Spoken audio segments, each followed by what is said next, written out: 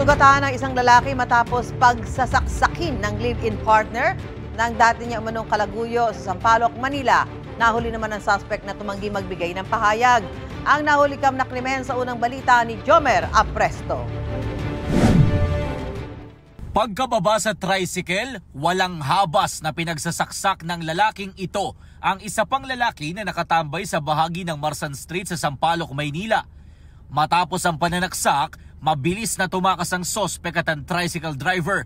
Sinundan sila ng isa pang lalaki na kapatid ng biktima. Sa isa pang kuha ng CCTV, makikita na sumabit ang tricycle kaya napatakbo na lang ang driver nito. Nahabol pa siya ng kapatid ng biktima pero nakatakas pa rin ang dalawa. Tinutukan ng matandang sospek yung kapatid ng biktima. Kaya binitawan niya yung batang sospek. Sa follow-up operation ng pulisya, natunton sa isang sementeryo sa Santa Cruz ang tricycle driver na isa palang menor de edad. Nahuli naman sa barangay 372 ang sospek at nabawi ang balisong na kanyang ginamit sa krimen. Napagalaman na ang biktima, dati umanong kalaguyo ng live-in partner ng sospek. Ang biktima at ang asawa ng sospek ay nagkaroon ng relasyon.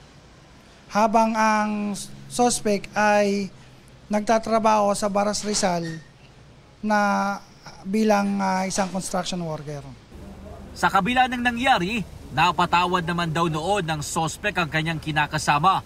Pero tuwing magkakasalubong sila ng biktima ay mayroong pagkilos na pangmamaliit doon sa suspect. Yung ating suspect nagtanim ng sama ng loob doon sa biktima.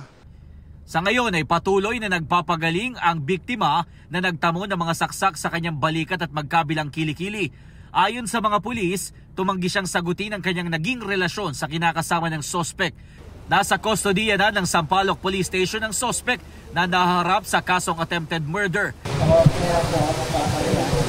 Na-turn over naman na sa Manila Department of Social Welfare ang menor de edad na tricycle driver na pinaniniwala ang kasabwat sa krimen.